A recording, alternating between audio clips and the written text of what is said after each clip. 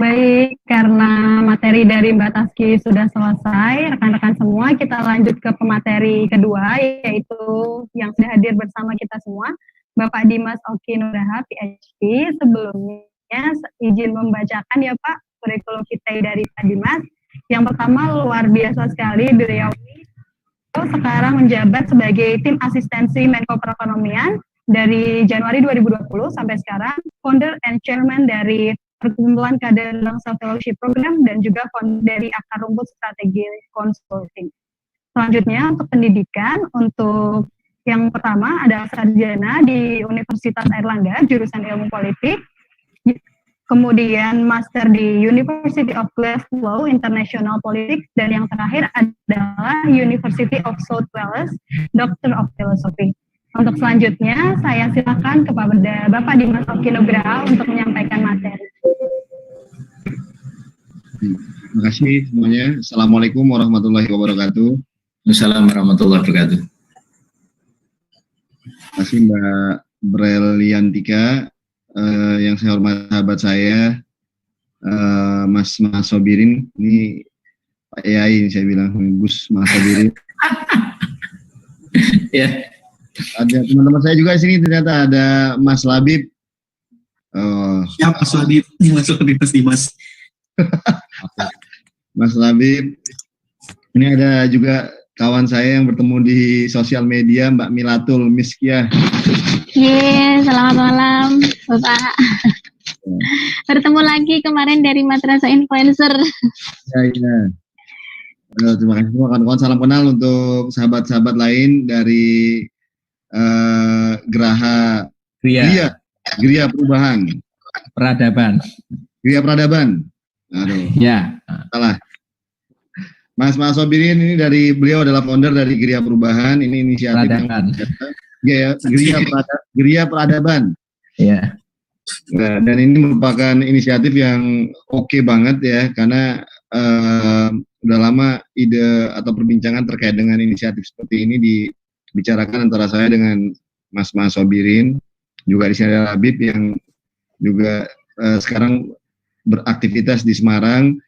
Dan ini tadi saya tanya, ini apakah jaringannya di Jawa Tengah atau Semarang saja, tapi Gria Peradaban ini mengcover insya Allah seluruh Indonesia dan bahkan dunia ya. Dan ini menjadi satu inisiatif bagus. Kenapa? Karena hari ini yang namanya sebuah gagasan itu harus diimplementasikan dalam sebuah aksi nyata ya.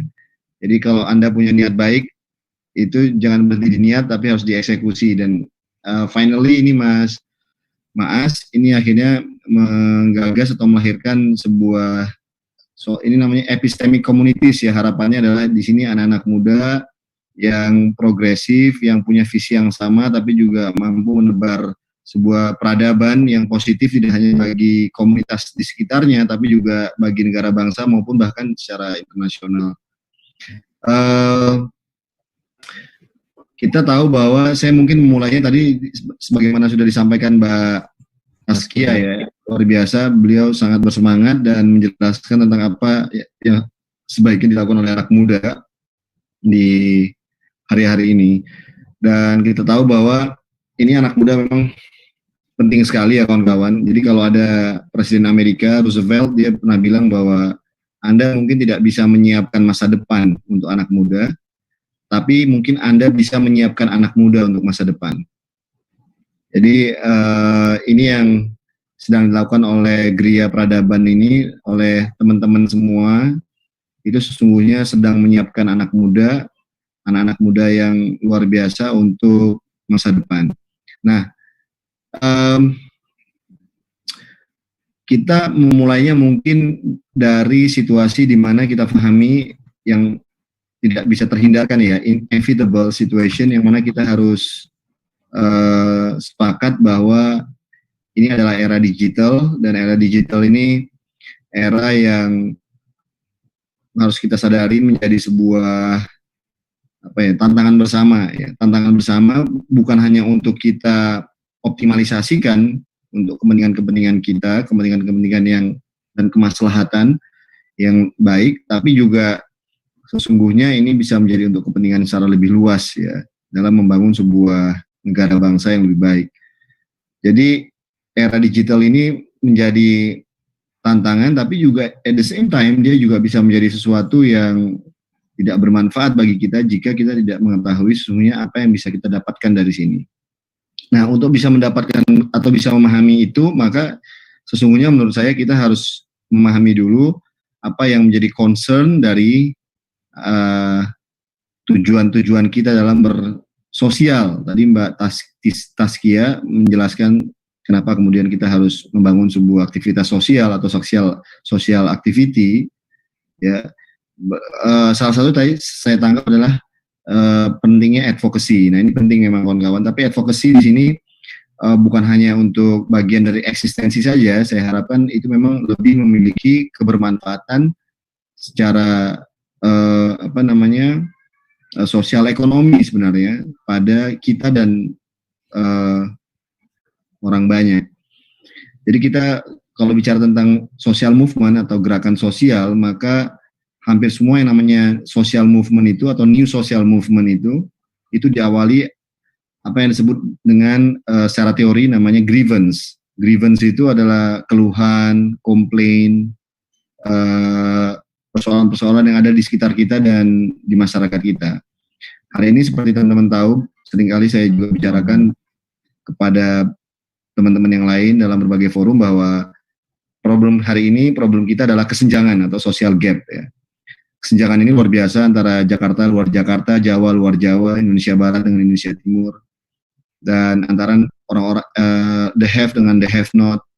Juga lebih luas antara kawasan atau negara-negara yang mungkin masih belum diuntungkan dan negara-negara yang menjadi pemenang di era globalisasi. Jadi globalisasi itu meskipun banyak dibantah oleh para teori-teori atau katakanlah globalis yang liberal bahwa ini adalah sebuah win-win solution, saya melihat bahwa dalam kacamata yang lebih realis ya, lebih kritis juga bahwa sesungguhnya globalisasi menghadirkan loser and winner. Jadi yang siapa yang menang dan siapa yang kalah.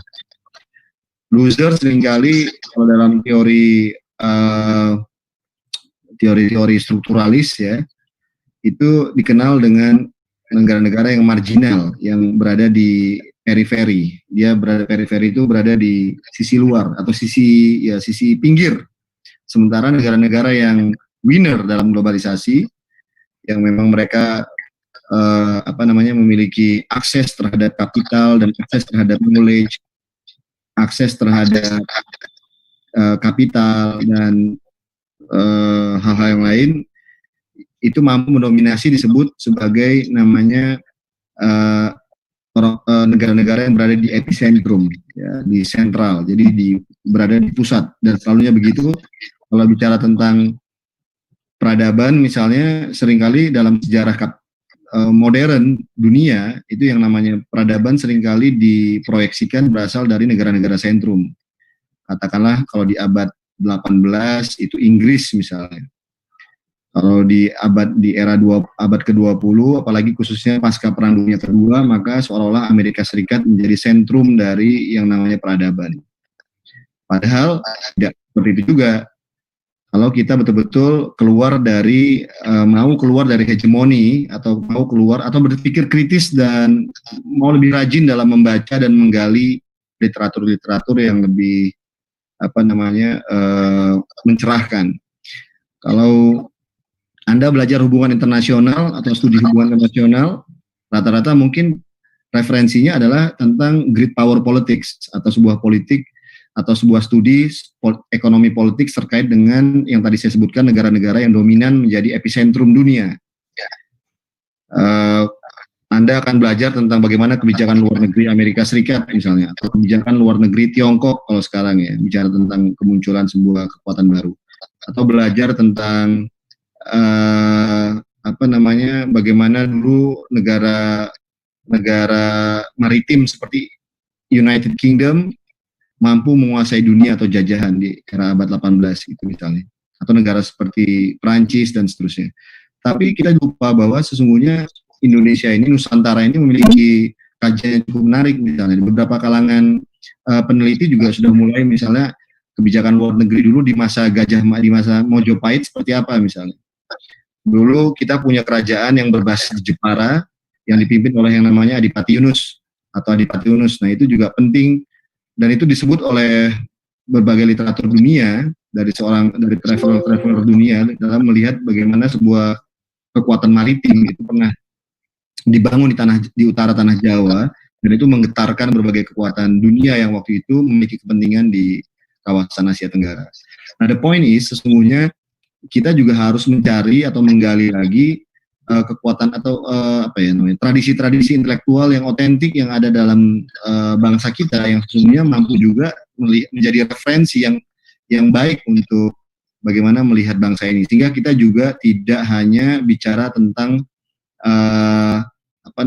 mencontoh atau mengcopy paste ya, atau percaya bahwa sesungguhnya langkah-langkah perubahan itu sesuai dengan apa yang memang kita baca di buku-buku yang selama ini seringkali memang mencoba untuk menjadi referensi utama kita gitu ya dalam berbagai kesempatan. Dan kita masih bisa melakukan itu sehingga kita bisa memiliki alternatif pemikiran yang menurut saya menjadi penting bagi calon-calon pemimpin seperti Anda ya, untuk melihat referensi-referensi, mencari solusi-solusi yang mungkin kita dapatkan dalam sebuah krisis ya, atau dalam setiap situasi. Nah, balik kepada grievance tadi, maka Indonesia hari ini dengan persoalan kesenjangan sosial yang ada, itu saya tidak percaya karena memang Indonesia ini sunatullahnya normatifnya adalah pluralisme atau kemajemukan. Saya tidak percaya Indonesia ini pecah gara-gara sebuah perbedaan agama, perbedaan etnisitas, suku dan seterusnya. Tapi saya percaya bahwa ya ini nauzubillah min zalik, semoga tidak terjadi. Bangsa ini berbahaya jika kesenjangan sosial ini terus-menerus terjadi. Ya, kita bisa pecah sebagai bangsa, negara bangsa jika kesenjangan sosial ekonomi dan berbagai kesenjangan lainnya itu terus terjadi antara Jakarta luar Jakarta, antara Jawa luar Jawa, antara Indonesia Barat dengan Indonesia Timur. Ini harus kita jaga. Ini bagaimana kita mencoba untuk membangun sebuah komitmen ya, membangun sebuah keadilan ya. Dalam konteks ini misalnya kita membangun sekaligus menghadirkan sebuah pemerataan, itu menjadi suatu tujuan penting. Kalau kita ingat misalnya apa yang disampaikan oleh Gus Dur itu, Gus Dur bilang tugas kesejarahan kita adalah membangun harmoni sosial, menghindarkan masyarakat kita dari konflik misalnya. Karena memang sunatullahnya kita adalah masyarakat yang majemuk, ya, sehingga penting bagi kita menyadari bahwa ada tugas sejarah kita untuk menjahit ya, berbagai perbedaan yang ada di masyarakat, karena kita tahu bahwa untuk menjadi sebuah konstruksi negara epicentrum, negara yang maju, membangun sebuah peradaban maju, atau peradaban lah, ya, yang ideal menurut kita, itu tidak akan mungkin jika kondisi fragmentasi sosial itu kemudian menghadirkan konflik yang intens. Jadi tugas kesejarahan kita adalah mampu mereduksi konflik, menjahit sebuah kesepemahaman, solidaritas dan toleransi untuk lagi-lagi membangun sebuah kebersatuan. Itu sebenarnya tingkat pertama. Itu is the level 1 dalam konstruksi kita berjamaah sebagai negara bangsa yang kuat. Lalu tahap kedua baru kemudian kita baru berpikir bagaimana untuk membangun sebuah peradaban maju. Jadi mustahil Indonesia itu maju jika dia tidak bersatu. Itu mustahil. Jadi untuk maju kita harus bersatu. Nah, ini memang tantangannya kawan-kawan, sebagaimana sudah pernah disampaikan oleh para founding fathers kita, termasuk oleh Bung Karno yang sangat getol berbicara tentang persatuan, lalu kemudian Gus Dur yang bicara tentang tugas kesejarahan kita untuk menjahit sebuah perdamaian ya, dan solidaritas tadi. Baru kemudian kita masuk pada level Indonesia maju. Nah, itu terjadi di berbagai negara bangsa lain. Bung Karno mungkin mendorong kita untuk menjadi bangsa yang progresif untuk bisa membangun sebuah revolusi kesadaran ya, pasca kita menjadi negara atau bangsa terjajah, maka kita dibangunkan rasa kepercayaan diri kita supaya kita tidak menjadi bangsa yang minder. Bangsa yang minder itu, ini mungkin karena kita baik banget, kalau ketemu sama orang kan kita sopan santun gitu. Tapi dalam konteks kontestasi global ya, kita duduk sama rendah, berdiri sama tinggi, maka itu hanya akan terjadi jika sebuah revolusi kesadaran itu dibekali oleh namanya kemampuan dari segi kapasitas dan knowledge ya, pendidikan. Sehingga memang aspek human capital, sumber daya manusia, kita nggak boleh main-main, kawan-kawan. Karena itu bukan hanya membuat mengisi otak kita, tapi juga sesungguhnya mengisi sanubari kita menjadi bangsa yang percaya diri. Kalau kita nggak percaya diri, itu kita udah kalah 5 langkah di belakang. Seringkali bangsa-bangsa, saya kebetulan juga pernah berinteraksi dengan banyak orang-orang di luar, misalnya anak-anak muda dari Amerika misalnya, seringkali belum tentu intelektualitas mereka lebih baik dibanding orang-orang anak-anak muda Indonesia. Tapi satu hal, mereka punya kepercayaan diri yang luar biasa. Karena mereka merasa bahwa I'm Americans. Ya, mereka merasa bahwa mereka adalah polisi dunia, mereka merasa adalah diciptakan Tuhan untuk menjadi pemimpin ya. Dalam konteks pemikiran neokonservatif kan mereka merasa bahwa tanggung jawab dunia ini diberikan Tuhan kepada mereka. Dan itu sah-sah aja mereka merasa seperti itu, dan membuat mereka kemudian harus menjadi sombong dan arogan, merasa melihat bangsa-bangsa lain harus merasa bahwa under the level. Tapi begitupun mereka juga diajari bagaimana menghormati orang, hak asasi dan seterusnya, meskipun seringkali juga jadi benturan-benturan because of politics, itu persoalan mereka. Tapi atau inkonsistensi dalam realitasnya, tapi itu lagi-lagi adalah dalam konteks politik dominasi yang mereka lakukan untuk menguasai dunia. Nah, itu kepentingan mereka. Pertanyaan terbesar, bagaimana kepentingan kita? Nah, lagi-lagi balik lagi kepentingan nasional kita adalah kita harus memastikan bahwa bangsa ini dari Aceh sampai Papua ya itu bersatu, ya, memiliki kesadaran sama, visi yang sama, bahwa kita adalah satu bangsa, satu negara, susah senang kita bersama, ya. Dan tidak ada lagi yang namanya gap atau kesenjangan tadi. Itu tugas kita menurut saya, dan itu penting. Kenapa saya katakan berkali-kali, bukan hanya persoalan advokasi atau hanya mau keren-kerenan atau tampil-tampilan atau eksistensian, no, itu, tapi kita memang harus punya kesadaran seperti itu, karena kalau tidak punya kesadaran itu, menurut saya, this is the last chance we have. Ini anak-anak muda hari ini, kesempatannya terakhir di kita, karena kita punya bonus demografi luar biasa, relatif dibanding negara-negara lain, teman-teman. Jadi hari ini usia kalian ini, ya masih sampai usia saya sih, by the way. Kita ini adalah usia emas, kawan-kawan, karena jumlah usia produktifnya besar, ya, ketimbang bangsa-bangsa lain. Kenapa saya bilang? Bahkan bangsa Cina, Tiongkok yang populasi masyarakatnya jumlahnya mungkin 1 miliar ya, 1, berapa miliar, itu masyarakat, karena mereka rata-rata dulu di zaman ketika sampai sekarang bahkan punya anak lebih dari 1 itu bisa dihukum, kawan-kawan, karena jumlah populasinya harus ditekan sedemikian rupa. Sementara kalau kita kan jumlah anaknya banyak banget ya, ada berapa? 1, 2 sampai 6 gitu, bahkan ada yang 11 misalnya. Kalau kita ikut pengajian tertentu misalnya, nah itu bisa banyak anak, banyak rezeki. Nah, tapi the point is hari ini, dan itu mengakibatkan populasi kita, anak-anak muda kita besar jumlahnya, dan ini adalah anak-anak muda produktif. Anda bayangkan jika anak-anak muda produktif ini tidak dimiliki atau tidak dibekali dengan kapasitas knowledge yang baik, kapasitas yang baik, luar biasa. Lebih parah lagi jika kapasitas tidak dibekali dengan integritas, tidak punya tanggung jawab sosial, tidak punya kepedulian, tidak punya etika, tidak punya daya tahan, endurance, tidak punya ketangguhan, tidak punya rasa solidaritas, tidak punya rasa empati, dan tidak punya rasa keberanian dalam jiwanya, itu luar biasa. Untuk membangun sebuah langkah-langkah atau merealisasikan mimpi-mimpinya, saya pikir kita hanya akan jadi bangsa penonton dari bangsa-bangsa epicentrum. Ya. Sekarang semua berebut untuk menjadi bangsa epicentrum. Malaysia, Singapura, Filipina. Anda lihat, Filipina hanya bermodalkan bangsa yang bisa bahasa Inggris saja. Mereka sekarang TKI-nya di mana-mana, atau bukan TKI-nya, buruh migrannya atau pekerja migrannya selalu menjadi pekerja-pekerja utama di berbagai negara, dibanding misalnya orang-orang Indonesia atau orang-orang dari lainnya yang kemudian mengirim tenaga kerja atau bangsanya menjadi tenaga kerja di luar. Lagi-lagi kapasitas, integritas, dan loyalitas. Sorry, saya lompat-lompat nih. Baik lagi ke grievance tadi, ini yang menjadi penting kawan-kawan dalam membangun sebuah gerakan sosial sebagaimana gerilya peradaban ini adalah untuk mengidentifikasi, untuk menginventarisir sesungguhnya ranah perjuangannya, track perjuangannya mau apa, mau bagaimana. Ini penting untuk disadari oleh teman-teman semua bahwa panggilannya, callingnya itu di mana. Sehingga saya memang menganjurkan bahwa calling yang terpenting terkuat adalah bagaimana memperkuat human capital, bagaimana memperkuat SDM, ya, dari anak-anak muda kita yang jumlahnya luar biasa besar. Ini adalah bonus demografi, ini adalah kesempatan kita sebenarnya tidak hanya menjadi tuan rumah di negeri sendiri, pemain utama dari berbagai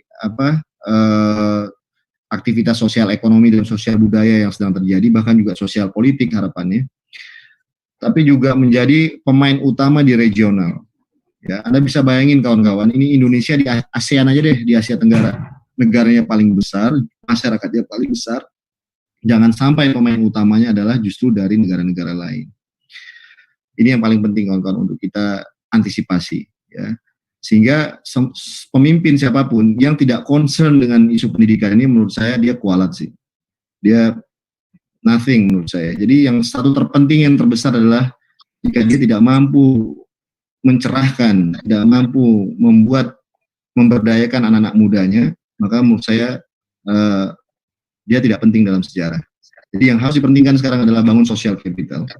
Ya, ini adalah tanggung jawab pertama dari para pemimpin, ya. Saya bicara bukan hanya satu pemimpin, tapi leadership, tapi kepemimpinan dari orang-orang yang kemudian muncul di berbagai sektor atau kepemimpinan formal, tapi juga kepemimpinan informal. Anda ini adalah pemimpin di bidang informal. Setiap pemimpin kita, father kita, bukan hanya seorang pemimpin atau politisi yang pengen dapat panggung atau dapat kekuasaan semata. Semuanya adalah seorang pendidik, kawan-kawan. Anda bisa lihat itu Soekarno, Bung Karno tadi, ya, Bung Hatta, lalu kemudian you name it. Mereka adalah pengajar. Mereka tidak pernah jauh-jauh dari konstituen. Ya, mereka tidak pernah jauh-jauh dari anak-anak murid. Mereka ngajarin matematika, mereka ngajarin biologi, mereka ngajarin bahasa, mereka ngajarin ngaji, mereka ngajarin budaya, mereka ngajarin tari menari, mereka ngajarin wayang, mereka ngajarin sastra. Mereka ngajarin semua. Dan itulah tanggung jawab mereka sebagai seorang pemimpin untuk tidak hanya berkoneksi kepada konstituennya, pada rakyat, tapi juga sesungguhnya menanamkan ya kapasitas dan kesadaran dan progresivitas dan tanggung jawab sekaligus kepada anak-anak muridnya. Itu menurut saya yang menjadi problem hari ini. Banyak politisi-politisi kita itu tidak punya kesadaran untuk turun ke lapangan. Ya, mereka turun ke lapangan, reses, tapi saya juga tidak tahu apa yang dilakukan. Tapi sesungguhnya mereka harus punya knowledge, harus punya virtu, harus punya nilai-nilai yang memang diberikan kepada anak bangsa. Sehingga tidak terjadi diskoneksi antara rakyat, antara masyarakat, dalam hal ini anak muda. Karena bagaimanapun anak muda is the majority of the population today. Dengan pemimpinnya. Ini problemnya. Sehingga kemudian tidak ada yang namanya intermediary leadership atau pemimpin yang mampu menjembatani antara negara dengan masyarakat. Ini bahaya, kawan-kawan. Akibatnya pemilu hanya dipandang sebagai ajang pragmatisme, ajang untuk cari duit, atau ajang untuk tidak berguna bagi pembangunan ekonomi politik sebuah bangsa. Jadi intermediari ini penting. Saya mengharapkan teman-teman di sini mampu menjadi intermediary aktor, intermediary leadership, yang membangun yang namanya, kalau namanya Robert Putnam itu, namanya adalah bridging social capital. Jadi bukan bonding, bukan membentengi antara satu segmen dengan segmen yang lain dalam masyarakat, tapi menjembatani antara satu masyarakat dengan masyarakat yang lain. Kalau Anda mau lihat role model, banyak role modelnya. Anda bisa pelajari dari berbagai, masih banyak orang Indonesia yang sesungguhnya punya concern di situ. Champion-champion tadi dibilang sama Pak Mas Sobirin, Anda harus menjadi champion-champion itu sekaligus juga melihat champion-champion lain di sekitar Anda siapa. Anda harus bangun koneksitas, Anda harus bangun jejaring. Lalu kemudian lihat virtunya, saling berbagi ilmu dan kebajikan. Oh, dia seperti ini. Dan ini lagi-lagi tolong disadari bahwa ini bukan hanya persoalan eksistensi, kawan-kawan. Ini bukan hanya persoalan bahwa Anda memang harus muncul dengan hal seperti ini, tidak. Tapi ini harus menjadi tanggung jawab Anda jika memang Anda punya kepedulian dan tanggung jawab dalam hal ini. Anyway, lagi-lagi social movement adalah grievance. Yang kedua adalah Anda harus tahu yang namanya dalam social movement teori yang namanya resource mobilization. Jadi resource mobilization ini adalah atau mobilisasi resource atau penggalangan ya, sumber-sumber dalam sebuah gerakan. Itu bisa tangible, bisa yang intangible. Tangible itu money, antara lain, uang. Lalu apalagi? Kekuasaan. Lalu apalagi? Posisi dalam sebuah organisasi. Ya, tapi juga yang intangible. Apa? Intangible, knowledge, ilmu pengetahuan. Lalu kemudian nama baik, integritas. Lalu kemudian jaringan, ya, networking, baik dalam negeri maupun luar negeri. Ya. Lalu kemudian relasi yang baik dengan siapapun. Kadang-kadang kalau orang bilang berbisnis butuh modal, no way, modalnya bukan duit kawan-kawan, tapi nama baik. Orang-orang seperti Khairul Tanjung kalau Anda baca buku, orang-orang seperti Dahlan Iskan, orang-orang yang bahkan seperti Lim Sulyong, ya, konglomerat zaman dulu. Lalu siapapun yang Anda sebut sekarang, mereka besar bukan gara-gara mereka punya uang sejak bayi, atau Bakri misalnya sebagai pengusaha pribumi, bukan gara-gara sejak lahir mereka udah punya sekarung uang, tapi mereka ada kepercayaan di sana. Mereka dapat bisnis karena ada orang, atau bahkan Sandiaga Uno misalnya kalau Anda baca buku, ya, dia juga tidak punya apa-apa, tapi dia besar, dia mendapatkan kepercayaan. At least kepercayaan dari siapa? Investor, kepercayaan dari bank, kepercayaan dari pemerintah untuk diberikan proyek-proyek. Lalu kemudian dia punya jaringan dan dia bisa convince others, dia mampu meyakinkan orang dengan kapasitinya, dengan kemampuan integritasnya, dia menunjukkan bahwa dia layak untuk dipercaya, untuk diberikan proyek dan seterusnya. Jadi semuanya begitu kawan-kawan, dan itulah namanya resource yang Anda harus gunakan. Nah, resource-nya tentunya yang kita harap ya resource-nya halal, ya, jangan yang tidak halal, sehingga berkah pergerakan itu. Jadi yang namanya resource mobilisasi ini harus optimalkan. You never know actually the future. Seperti saya bilang tadi, kita mungkin tidak bisa mempersiapkan masa depan untuk anak-anak kita, tapi kita bisa mempersiapkan anak-anak kita untuk masa depan. Nah, resource mobilisasi ini penting untuk kita persiapkan, kawan-kawan. Ya, sehingga apapun yang kalian lakukan ini menjadi penting. Jadi yang pertama tadi Anda harus tahu social grievance-nya, Anda harus tahu Anda mau bergerak di mana. Apakah Anda mau bergerak di isu gender, apakah Anda ingin bergerak di isu demokratisasi, apakah Anda ingin bergerak di isu sosial ekonomi, koperasi, atau Anda ingin di isu pesantren misalnya atau santri, tapi harus memang come up dengan isu. Kalau tadi Mbak Taskia ngomong advokasi, tapi lagi-lagi advokasinya harus betul-betul memiliki nilai kebermanfaatan ya kepada orang banyak, at least kepada orang-orang sekitar Anda dulu lah. Lalu yang kedua adalah bicara tentang resource mobilization. Oke? Nah, yang ketiga adalah namanya framing. Kemampuan framing ini adalah kemampuan Anda dalam bermedia, dalam membangun sebuah isu. Ya, jadi kalau dulu misalnya dalam Bible Anda bilang bahwa Isa Al-Masih bilang tangan kanan melakukan kebaikan, tangan kiri ya kalau bisa jangan tahu. Ya, it's good idea. Tapi memang di era digital sekarang Anda juga harus, tadi sampaikan Taskia ada benarnya juga, bahwa Anda ini sekarang hari gini kadang-kadang berbuat kebaikan tangan kanan, tangan kiri harus megang handphone untuk menunjukkan bahwa Anda update. Ya, dan Anda harus mengabarkan niat baik Anda kepada siapapun, karena itu adalah bagian dari how to inspire others. Ya, dan Anda terus termotivasi untuk melakukan sesuatu yang baik. Memang kayak candu atau kadang-kadang menjadi sebuah vicious circle yang kadang-kadang agak negatif kalau misalnya Anda motivasinya salah. Tapi ini saya ingin cerita bahwa ini sesuatu yang sekarang Anda temukan dimanapun, dan itu menjadi sangat efektif dalam membangun sebuah movement, ya, sosial media atau media. Tapi lagi-lagi how you actually frame the issue. Itu yang paling penting kawan-kawan. Jadi nggak semata-mata, kadang-kadang niat baik saja nggak cukup, tapi bagaimana menyampaikan niat baik itu sehingga menjadi efektif dan mampu menginspirasi orang lain juga, gitu.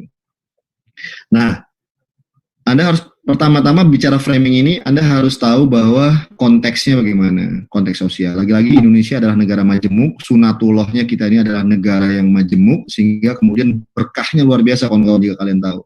Rahmatnya luar biasa. Sehingga optimalkan ini. Ya, Anda harus bergerak pada sisi yang mampu memang menjadi penjahit atau katakanlah perekat dari kebangsaan kita ini. Ya, insya Allah sampai kapanpun Anda akan selamat movementnya jika Anda bergerak pada tataran itu. Jadi Anda tidak di posisi yang selfish, Anda tidak di posisi yang sentralistik, ya, tapi Anda memang ingin menghadirkan sebuah kemaslahatan bersama, ya, kebajikan bersama. Ya. Jadi reasonnya itu penting. Lalu kemudian ini saya sedikit lagi, mungkin sekitar 5 menit kurang. Lalu kemudian Anda harus yakinkan bahwa itu pertama tadi bahwa kaitannya dengan framing tadi, Anda mengerjakan sesuatu yang memiliki kemaslahatan bersama untuk perjuangan orang banyak. Yang kedua, pastikan misalnya kemaslahatan ini juga Anda harus tahu kalau Anda harus membela orang-orang yang tertindas, di-oppressed. Ya, karena memang mereka yang Anda harus perjuangkan. Jika tidak, Anda perjuangkan siapa? Apakah memperjuangkan orang-orang yang beruntung, konglomerat, atau orang-orang yang memang sudah berkuasa? Kan tidak. Reason you are actually doing a movement adalah untuk membela orang-orang yang termarginalkan. That's why Soekarno ya itu mulia, Bung Hatta mulia, Gus Dur mulia, karena memang mereka memperjuangkan sebuah hal-hal yang social gap tadi, ada kesenjangan di situ. Dan Anda harus berani untuk membangun frame itu. Ya, itu kemudian kalau bicara membangun sebuah peradaban, kita bukan hanya peradaban yang asoy geboy yang senang-senang, tapi memang membangun sebuah kebajikan. Karena memang ini negaranya masih begitu. Ya. Lalu kemudian yang kedua, berikutnya adalah tadi yang memang memiliki yang ketiga ya kebermanfaatan sosial ekonomi. Jadi tadi pertama framingnya Anda harus punya kemaslahatan, yang kedua Anda harus bicara tentang membela orang-orang yang di-oppressed, orang-orang yang memang tertindas, termarginalkan, ya bisa di situ isu perempuan, bisa di situ anak-anak, bisa di situ isu ekonomi umat dan seterusnya, atau isu Papua, isu daerah orang-orang yang masih kurang beruntung dan seterusnya. Lalu kemudian yang terakhir adalah Anda harus pastikan bahwa framing Anda memang memiliki kebermanfaatan sosial ekonomi bagi siapapun. Di era hari ini, di era digital dan era ekonomi kreatif, hari ini gak ada kawan-kawan yang pengen susah. Ya, that's the issue. Apalagi dengan kita nonton semua bagaimana orang sukses, success story dari tiap orang. Kita nonton sinetronnya Punjabi di TV-TV itu cerita tentang antropologi orang kaya semua. Nggak ada yang pengen susah kawan-kawan. Tugas kita adalah bagaimana merealisasikan mimpi dari semua rakyat gara-gara nonton sinetron dan melihat sosial media, konten-konten yang luar biasa. Itu juga semuanya keren. Jangan semua itu nggak boleh ngeliat pemerataan itu, mimpi bersama itu kita realisasikan. At least di bidang pendidikan. Kenapa sih nggak bisa orang sekolah yang sama, ini sekolah yang bagus? Ada orang yang dapat beasiswa ke luar negeri, kenapa sih kita nggak bisa merealisasikan itu kepada yang lain? Kenapa sih masih ada di masyarakat kita yang masih belum punya akses internet yang sama? Kenapa sih susah banget kita untuk bangun jadi UMKM atau entrepreneur yang baik? Kan semua ketemu tuh isunya, bisa struktur, bisa non-struktur, kultural, dan seterusnya. Nah, dari situ sebenarnya kita bisa memainkan isu-isu yang bisa kita mainkan. Jadi entrepreneurship itu adalah jawaban untuk membangun sebuah pemerataan anak-anak muda sekarang terlibat dalam isu ekonomi kreatif. Hal ini menurut saya anak muda, kalau zaman saya atau mungkin zaman sebagian Anda tamat sekolah, tamat kuliah, buat CV, pengen jadi PNS misalnya. Hari ini kita rubah mimpi mereka. Kenapa tidak jadi entrepreneur aja? Bisa kok. Kenapa ada yang mereka bisa, kita nggak bisa? Nah ini menurut saya tinggal kita bukakan jalannya. Oke, terakhir adalah bicara tentang new social movement. Kita harus harus ada namanya disebut political opportunity structure, kawan-kawan. Dalam teori namanya POS, disingkat. Political opportunity structure. Sebuah struktur perubahan politik. Setelah kita perkuat semuanya, fondasi tadi, maka kita tinggal nunggu, sabar. Apa kata arah zaman seperti apa? Namanya politik itu kawan-kawan, semuanya ingin namanya perubahan sosial itu. Tadi kan ada perubahan sosial ya tadi. Perubahan sosial itu sesuatu yang tidak akan mungkin kita hindarin. Itu sunatullahnya akan selalu ada. Pertanyaannya, apakah dia evolusi, gradual, atau dia revolusi? Apakah dia structural fungsionalis, mengikuti bagaimana tubuh berkembang? Ya kalau misalnya kadang-kadang demam, kita minum obat pilek, lalu kemudian terjadi equilibrium, keseimbangan. Tapi ada juga teori konflik yang terus-menerus terjadi. Karena orang ada yang serakah, ada yang tidak puas, ada yang terlalu baik, ada yang terlalu sabar, ada yang lengah, ada yang ceroboh. Nah, selalu akan ada pergesekan. Nah, pertanyaannya adalah apakah dia equilibrium? Jadi kalau hari ini demam, ya insya Allah besok dia akan stabil lagi deh. Tapi ada juga yang terus-menerus konflik. Nah, kita percaya yang mana? Tapi itu pun selalu akan terjadi dalam sosiologis masyarakat kita. Nah, hal seperti ini harus kita antisipasi kawan-kawan untuk membangun yang namanya political opportunity structure. once social movement ini terbangun fondasinya, once terjadi sebuah kemungkinan politik, maka dia akan muncul. Hampir semua Indonesia kayak begitu. Saat merdeka agak mustahil dulu misalnya kita akan bisa merdeka jika tidak ada Perang Dunia Kedua. Jepang tidak masuk mengusir Belanda, lalu kemudian Jepang kalah, lalu kemudian kita sebagai bangsa deal dengan Amerika waktu itu Soekarno-Hatta, lalu kemudian kita sejak awal diakuin kemerdekaan kita oleh beberapa negara dan kita merdeka. Lalu kemudian juga begitu, hampir semua rejim politik terjadi perubahan dengan berbagai bahasa zamannya. Ketika Bung Karno turun, isunya adalah orde ekonomi, orde baru. Ketika Soeharto turun, isunya adalah era demokratisasi, era reformasi. Sekarang adalah era entrepreneur, kewirausahaan sosial, era digital, dan seterusnya. Jadi Anda juga harus bisa melihat zaman seperti apa. Anak-anak muda jangan hanya melihat melek politik atau ekonomi politik di sekitarnya saja. Semoga geria peradaban, insya Allah juga aware dengan isu-isu ekonomi politik internasional, karena sesungguhnya Indonesia negara besar sangat dipengaruhi oleh berbagai perkembangan yang terjadi pada level global. Baik, dari saya begitu saja dulu. Sorry agak molor waktunya. Semoga insya Allah bisa memberikan manfaat pada teman-teman semua, dan kita lanjutkan dengan tanya jawab. Assalamualaikum warahmatullahi wabarakatuh. Waalaikumsalam warahmatullahi wabarakatuh. Ya. Waalaikumsalam warahmatullahi wabarakatuh. Terima kasih banyak Mas Oki. Saya juga jadi belajar banyak ini. Baik teman-teman, untuk 7 menit terakhir langsung saja ya Bapak dibuka sesi tanya jawab. Untuk teman-teman jika memiliki pertanyaan kepada Mas Oki disilakan. Ini Mas Dimas, sebelum tanya jawab, ini Mbak Bril dan kawan ini sedang berusaha untuk mencari beasiswa, mohon doanya dan bimbingannya nanti barangkali mau ke luar negeri katanya, ini mau ke Eropa ini Mbak Bril ini. Boleh, saya bantu kita bisa berkomunikasi via sosial media atau kontak Japri juga bisa. Ya siap, nanti biar di nganu lah apa namanya. Ada jalan. Terima kasih. Monggo silakan, mau sharing apa? Saya mau bertanya. Silakan teman-teman. Ya, Mbak Mil. Boleh, silakan. Sebelumnya perkenalkan, nama saya Milatul Miskiyah.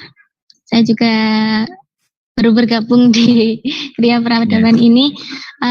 Begini untuk Pak Dimas, mengenai tadi kan bahwasanya tugas anak bangsa itu kan untuk membangun persatuan ya. Lah, ketika kita melihat media sosial sekarang ini, di mana kita melihat banyaknya ujaran-ujaran kebencian antar organisasi ataupun antar kelompok tertentu di media sosial. Nah, di mana media sosial itu sendiri kan malah digunakan oleh kelompok tertentu untuk mempengaruhi masyarakat luas. Contoh saja ketika ada isu-isu mengenai negara khilafah yang harus ditanamkan, yang harus direalisasikan di negara Indonesia ini. Nah, jadi mereka berpikiran bahwa I'm Muslim, I'm not Indonesian, seperti itu. Tadi kalau Bapak tadi bilang bahwasanya orang Amerika bilang I'm American. Nah, di sini mereka bilang bahwasanya saya itu Muslim, seperti itu. Nah, di mana satu postingan pasti akan mempengaruhi banyak sekali viewer, banyak sekali orang-orang di masyarakat pada umumnya. Dan kesadaran serta visi mereka tentu sangat tidak searah dengan Pancasila. Nah, jadi tugas yang saya tanyakan, tugas kami sebagai pemuda-pemudi, terutama saya sendiri, saya seorang santri ya, bagaimana untuk menguak isu-isu tersebut agar isu khilafah di negara Indonesia ini bisa terminimalisir, maksudnya tidak bisa kemudian tidak dikonsumsi secara letterlek saja oleh masyarakat awam di sekitar kita. Yang mana itu kan merupakan kesenjangan politik yang mengatasnamakan agama ya Pak. Itu mungkin pertanyaan dari saya. Terima kasih. Langsung saya jawab boleh? Terima kasih Mbak Milatul, silakan Mas. Baik, makasih ya Mas. Makasih Mbak Briliantika, Mbak Milatul. Jadi gini Mbak, jawabannya ini pertanyaan dahsyat dan sangat relevan yang menjadi concern kita semua hari ini. Jadi memang ada katanya gini. Ya, mungkin yang teman-teman yang masih kalau boleh yang naiknya masih nyambung, tolong di off dulu karena ini penting banget. Bahwa hari ini ada sebagian dari saudara-saudara kita, ya kenapa saya bilang saudara-saudara kita, karena memang adalah bagian dari masyarakat kita, itu mungkin mereka teracuni, terinjeksi oleh pemikiran-pemikiran yang salah, sehingga mereka kemudian nuwun sewu mungkin merasa harus menjadi robot atau menjadi zombie dibanding kemudian menjadi manusia yang seutuhnya. Lalu karena ini penting bagi saya untuk menjelaskan seperti ini, karena justru mereka yang menghancurkan pilar-pilar kebangsaan dan kemasyarakatan kita sebagai bangsa bersatu, sehingga kemudian kita saling curiga, kemudian kita saling ya tidak saling percaya satu sama lain ya. Sebuah bangsa yang tidak punya sebuah trust antara satu sama lain, maka itu ya secara moralitas itu berbahaya. Anda kalau baca buku bagaimana sebuah bangsa Yunani kuno dulu, Athena itu sekuat apapun mereka runtuh hanya karena moralitas di internal bangsanya runtuh. Padahal mereka punya persenjataan yang kuat, mereka punya ekonomi yang kuat. Tapi jika kemudian moralitas integritasnya buruk, maka bangsa itu akan runtuh. Nah, caranya kemudian adalah banyak di antara kita juga ya sebagian, dan itu anak muda ya, sedihnya itu yang disasar adalah bagaimana mereka memandang diri mereka dan bangsa mereka. Saya kebetulan penelitian saya S3 tentang itu, Mbak. Jadi tentang psikopolitik sebenarnya. Jadi dalam antropologi itu disebut namanya, ada Victor Turner. Victor Turner itu dia cerita tentang liminality. Jadi bagaimana orang-orang yang terasuki itu seperti masuk dalam terowongan yang gelap ya. Lalu kemudian terkadang mereka berada dalam terowongan terus. Karena mereka merasa diri mereka benar, eksklusif, tapi mereka dalam terowongan sebenarnya. Ada yang sadar keluar dari terowongan dan kaget, loh ternyata begini tuh dunia, langit biru, tanaman hijau, rumput bagus. Tapi mereka juga menjadi ya anak muda yang atau telat dalam menerima indahnya dunia gitu, kurang lebih begitulah. Lalu seringkali mereka juga menjadi setengah tiang ya, menjadi tidak tahu bagaimana caranya bersosial, bagaimana membangun sebuah yang namanya kolaborasi dan seterusnya. Karena mereka selama ini hidup dalam tadi itu bonding social capital dalam bentengnya, tidak punya jembatan untuk ke segmen masyarakat yang lain. Selalu eksklusif, merasa dirinya benar dan mengkhawatirkan yang lain, atau kemudian merasa bahwa yang lain itu salah dan ingin mencelakakan dia misalnya. Nah, lalu itu satu hal, kawan-kawan.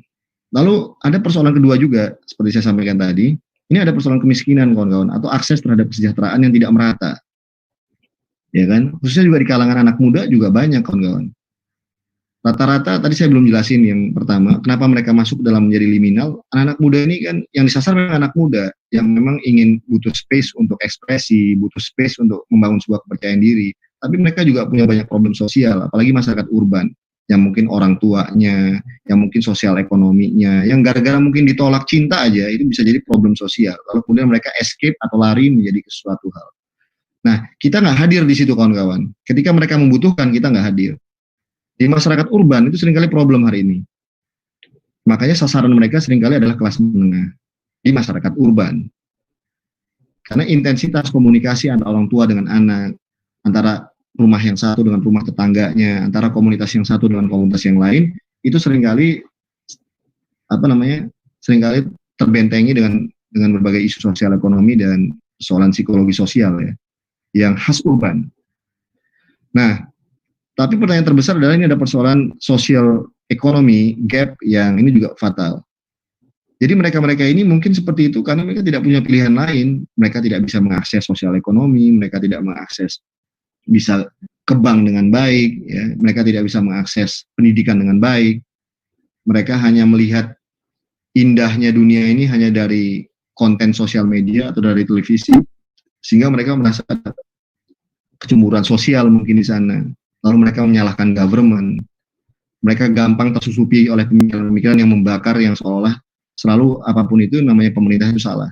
Mereka tidak sadar bahwa seringkali orang-orang di sekitar mereka itu adalah politis.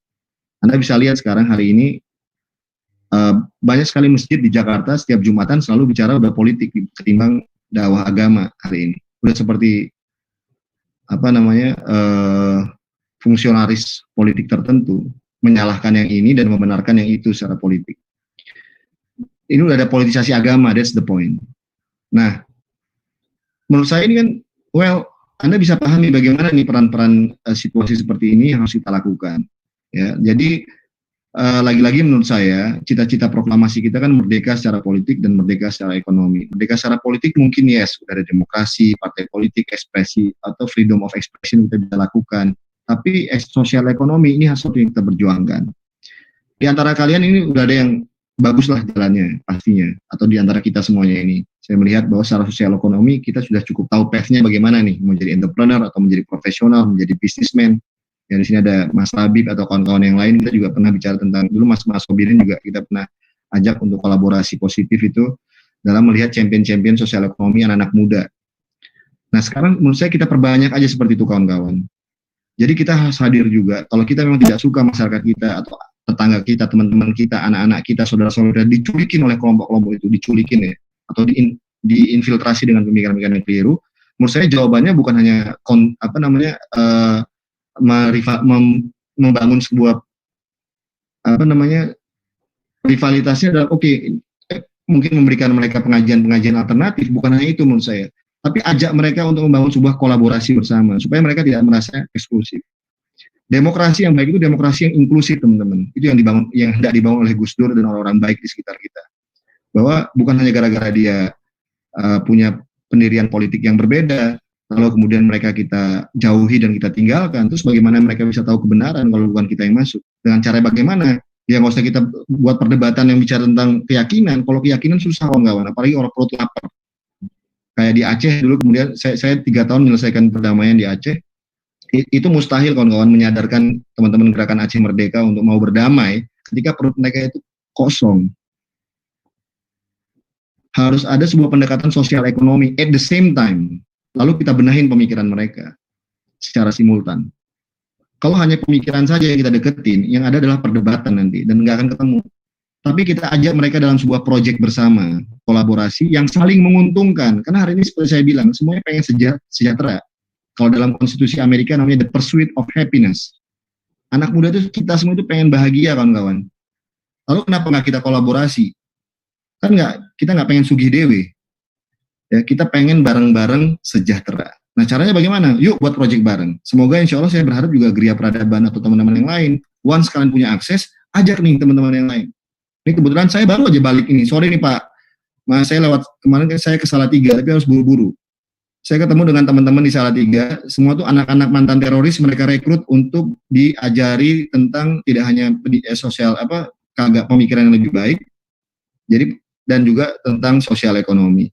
Jadi anak yang kemarin nusuknya Pak Wiranto itu diambil, terus yang di Surabaya anak-anak yang melakukan pengeboman itu, ya kan suami istrinya itu kan udah ini anak-anaknya diambil di Salatiga sekarang mereka alhamdulillah, lalu mereka kemudian diberikan, menurut saya juga ke arah sana kawan-kawan.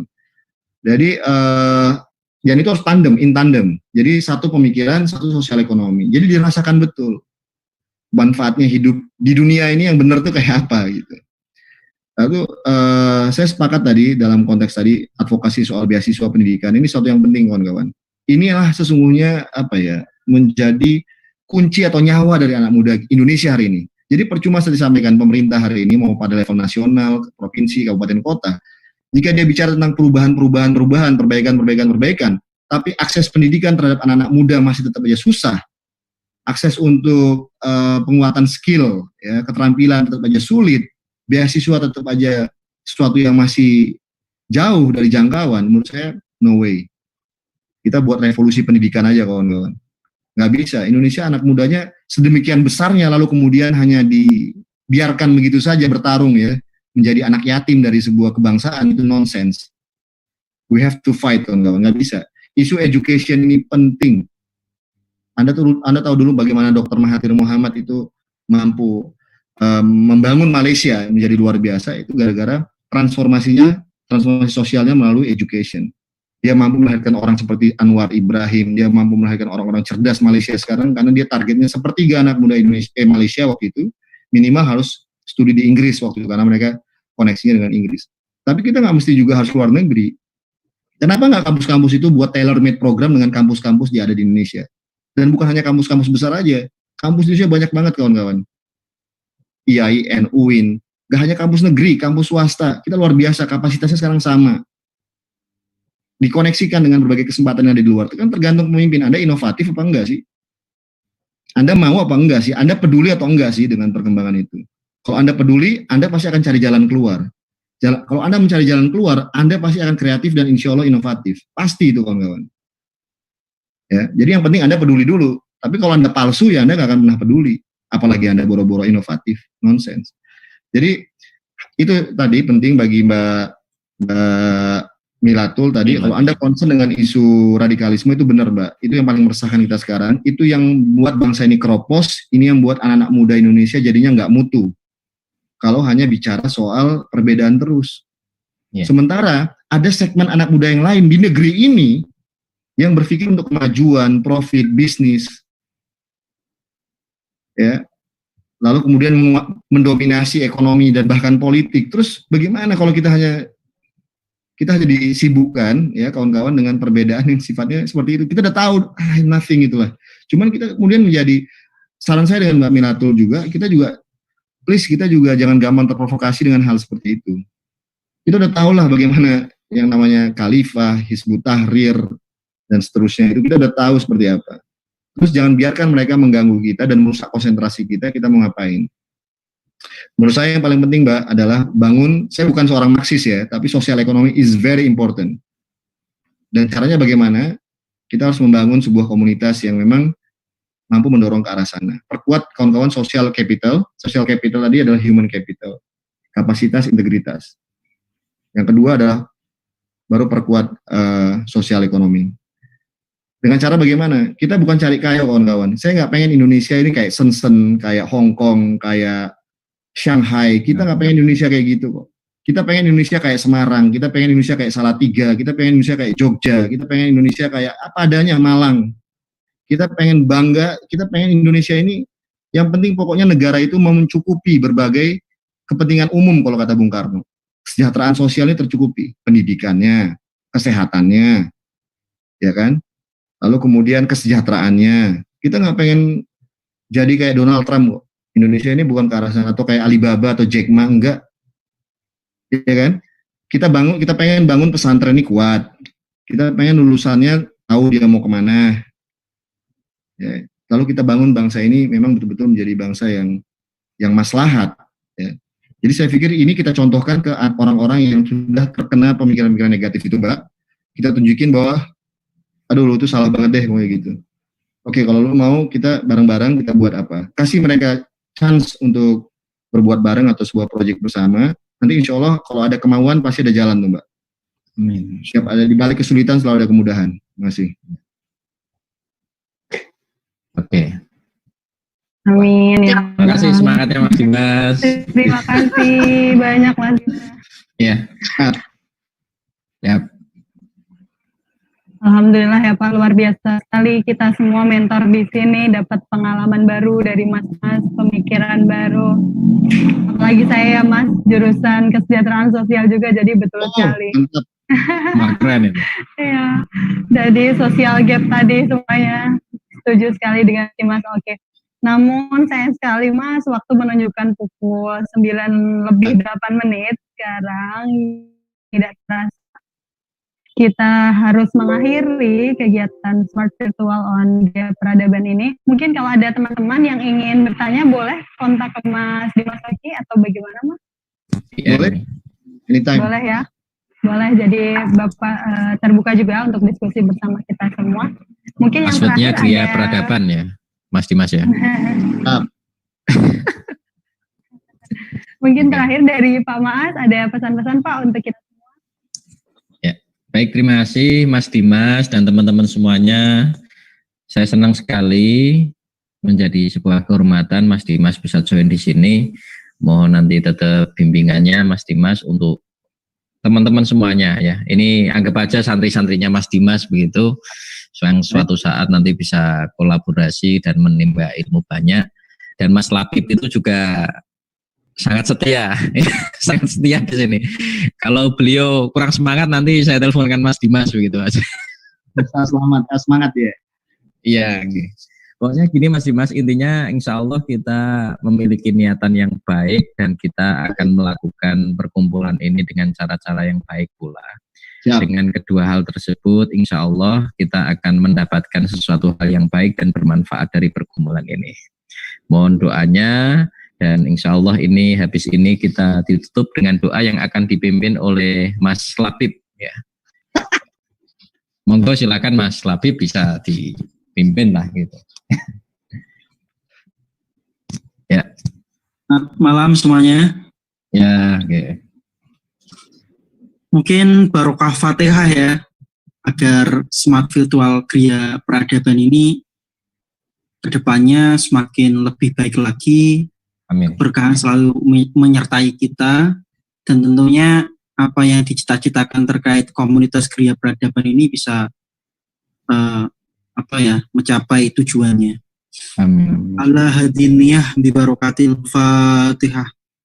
A'udzubillahi minasyaitonir rajim. Bismillahirrahmanirrahim. Ya kenal. Ya kan.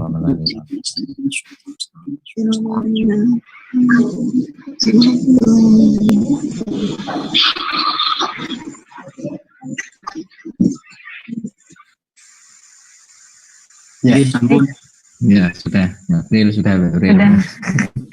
Ya, terima kasih banyak Mas Labib. Alhamdulillah teman-teman semuanya, mentor dan juga host kali ini, Bapak Mas Sobirin serta Mas Dimas Oki yang sudah berkenan menjadi narasumber. Alhamdulillah kegiatan malam hari ini berjalan dengan lancar, tidak ada halangan suatu apapun, dan insya Allah pengalaman, ilmu dari Bapak Dimas Oki dan tadi Mbak Taskiana bisa kita terapkan dalam kehidupan sehari-hari dan memotivasi kita untuk menjadi lebih baik.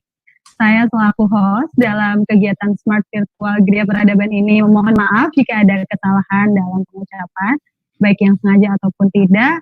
Semoga kita semua dapat bertemu lagi di lain kesempatan. Terima kasih banyak teman-teman. Wassalamualaikum warahmatullahi wabarakatuh. Waalaikumsalam warahmatullahi wabarakatuh. Terima kasih Mas Dimas. Mas Dimas. Assalamualaikum. Semuanya. Waalaikumsalam warahmatullahi wabarakatuh. Ya, terima kasih ya teman-teman ya. Semoga ini bermanfaat dan mohon maaf jikalau membuat Anda capek ngantuk gitu. Sekian, terima kasih. Sampai jumpa lagi. Tetap semangat, jaga semangatnya ya. Assalamualaikum warahmatullahi wabarakatuh. Waalaikumsalam warahmatullahi wabarakatuh. Mas Hamdan, makasih Mas Hamdan. Semuanya saja ya. Oke. Terima kasih juga Bapak. Oke, siap.